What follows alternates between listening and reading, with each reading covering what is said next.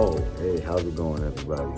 It's Michael Boy. I'm here with Read, Remember, Repeat, and we just want to let you guys know, we could be doing something selfish, things for ourselves, right? But we started a charity, and this is very unselfish on our part because what we want to do is give back to the kids, the youth, the orphanage, the homeless, the people that don't have those new ideas because they're stuck in a revolving door. So what we want you guys to do is definitely reach out to us. This is the link right here. Help us save a life. Click the link in bio. Read, remember, repeat.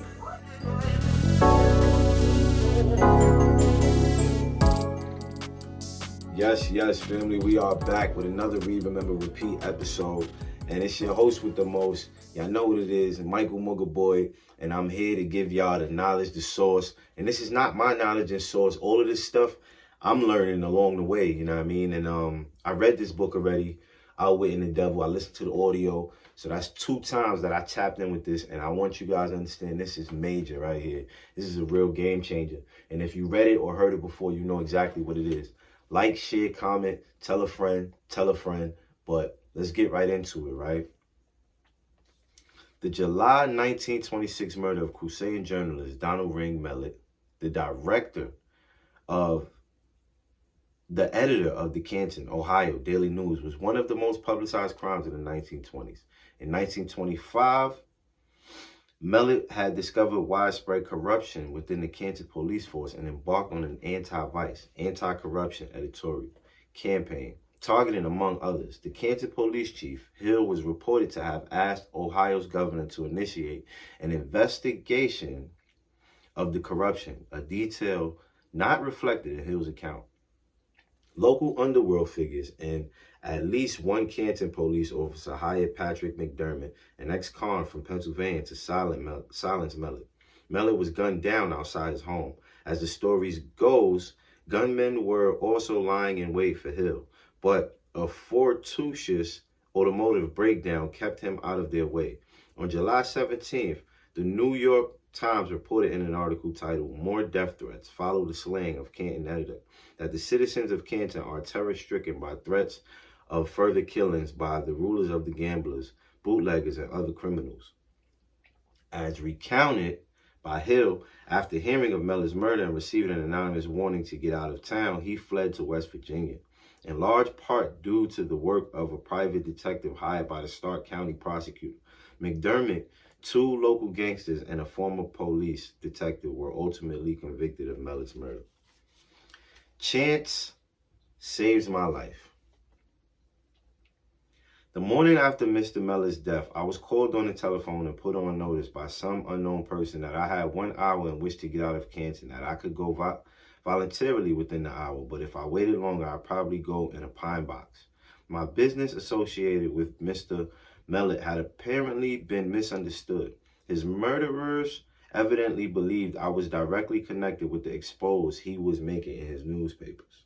I did not wait for the 1 hour time limit to expire, but immediately got into my automobile and drove down to the home of relatives in the mountains of West Virginia, where I remained until the murderers had been placed in jail.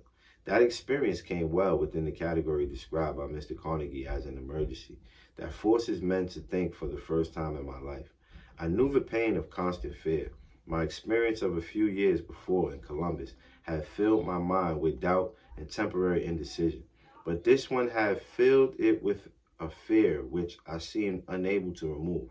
During the time that I was in hiding, I seldom left the house at night, and when I did step out, I kept my hand on an automatic pistol in my coat pocket, with the safety catch unlatched for immediate action. If a strange automobile stopped in front of the house where I was hiding, I went into the basement and carefully scrutinized its occupants through the basement windows. After some months of this sort of experience, my nerves began to crack. My courage had completely left me. The ambition which had heartened me during the long years of labor in my search for the causes of failure and success also had departed. Wow, this is Napoleon Hill. He had to hold on to the peace. Let's go though. Slowly, step by step, I felt myself slipping into a state of lethargy, from which I was afraid I should never be able to emerge. The feeling must have been closely akin to that experienced by one who suddenly steps into quicksand and realizes that every effort to extricate himself carries him just so much deeper. Fear is a self-generating morass. If the seed of insanity had been in my makeup, surely it would have germinated during those months of living death. Foolish indecision, irresolute dreams, doubt, and fear were my mind's concern day and night. The emergency I faced was distraught in two ways.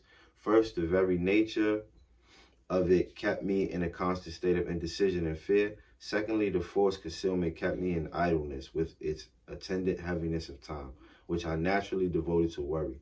My reasoning faculty had almost been paralyzed. I realized that I had to work myself out of this state of mind, but how? The resourcefulness which had helped me to meet all previous emergencies seemed to have completely taken wing, leaving me helpless. Out of the difficulties which were burdensome, enough up to this point grew another which seemed more painful than all the others combined.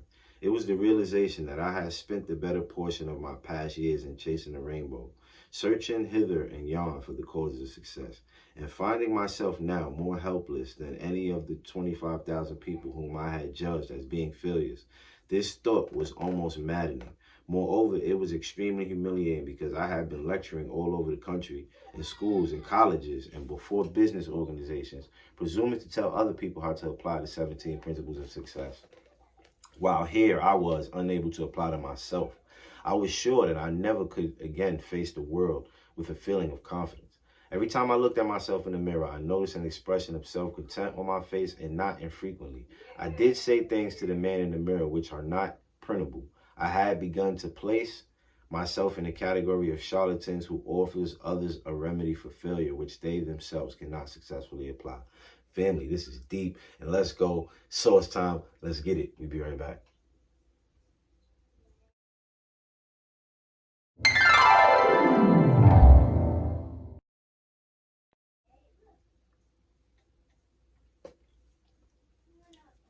And we are back, family. Another day, you know what I mean, of this knowledge right here, Napoleon Hill, outwitting the devil. Let's go. The criminals who had murdered Mr. Mellor had been tried and sent to the penitentiary for life. Therefore, it was perfectly safe. As far as they were concerned, for me to come out of hiding and again take up my work, I could not come out, however, because now I faced circumstances more frightful than the criminals who had sent me into hiding. The experience had destroyed whatever initiative I had possessed. I felt myself in the clutches of some depressing influence which seemed like a nightmare. I was alive. I could move around, but I could not think of a single move by which I might continue to seek the goal which I had. At Mr. Carnegie's suggestion set for myself, I was rapidly becoming indifferent, not only toward myself, but worse still. I was becoming grouchy and irritable toward those who had given me shelter during my emergency.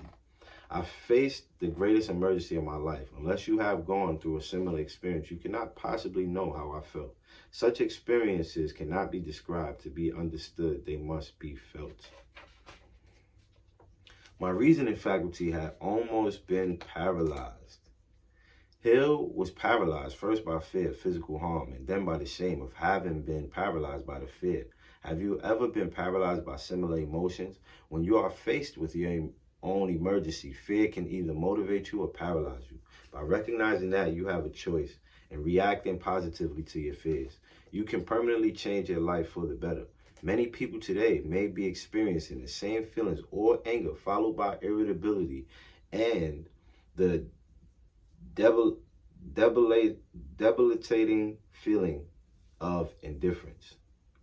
Debilitating feeling of indifference. They feel discouraged and lack self-confidence due to uncertainty on their financial situation or personal lives.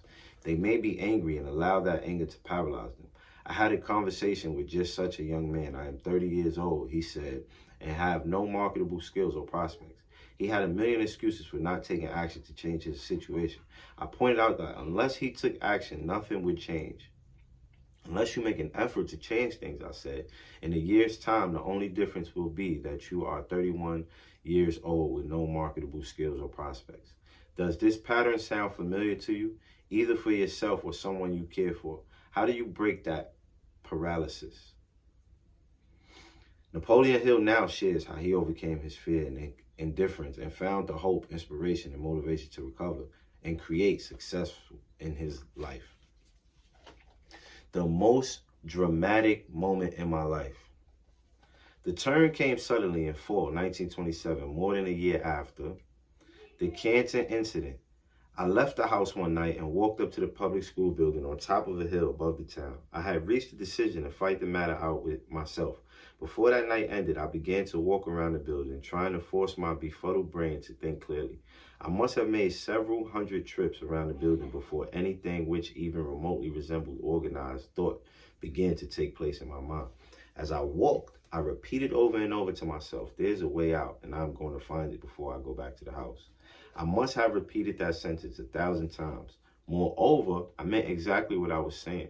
I was thoroughly disgusted with myself, but I entertained a hope of salvation. Then, like a flash of lightning out of a clear sky, an idea burst into my mind with such force that the impulse drove my blood up and down my veins. This is your testing time. You have been reduced to poverty and humiliated in order that you might be forced to discover your other self. If today's economic times have dealt you a blow, moving you toward poverty, embarrassing you, or damaging your self-confidence, consider it a test.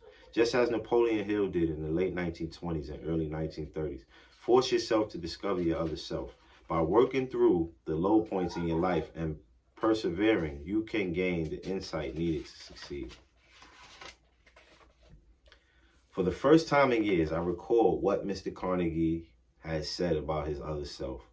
I recall now that he said I would discover it toward the end of my labor of research into the causes of failure and success, and that the discovery usually came as a result of an emergency, when men are forced to change their habits and to think their way out of difficulty. I continued to walk around the schoolhouse, but now I was walking on air. Subconsciously, I seemed to know that I was about to be released from the self-made prison into which I had cast myself. I realized that this great emergency had brought me an opportunity not merely to discover my other self, but to test the soundness of the philosophy of achievement, which I had been teaching others as being workable. Soon I would know whether it would work or not. I made up my mind that if it did not work, I would burn the manuscripts I had written and never again be guilty of telling other people that they were the masters of their fate, the captains of their souls. Wow. Hill is paraphrasing from the poem Invictus, published in 1988 by William Ernest Henley. Out of the night that covers me, black as the pit from pole to pole, I think whatever gods may be for my unconquerable soul. Out of the night that covers me, black as the pit from pole to pole, I think whatever gods may be for my unconquerable soul. In the fell clutch of circumstance, I have not winced nor cried aloud. Under the blue beginnings of chance, my head is bloody but unbowed. Beyond this place of wrath and tears looms but the horror of the shade, and yet the menace of the years finds and shall find me unafraid.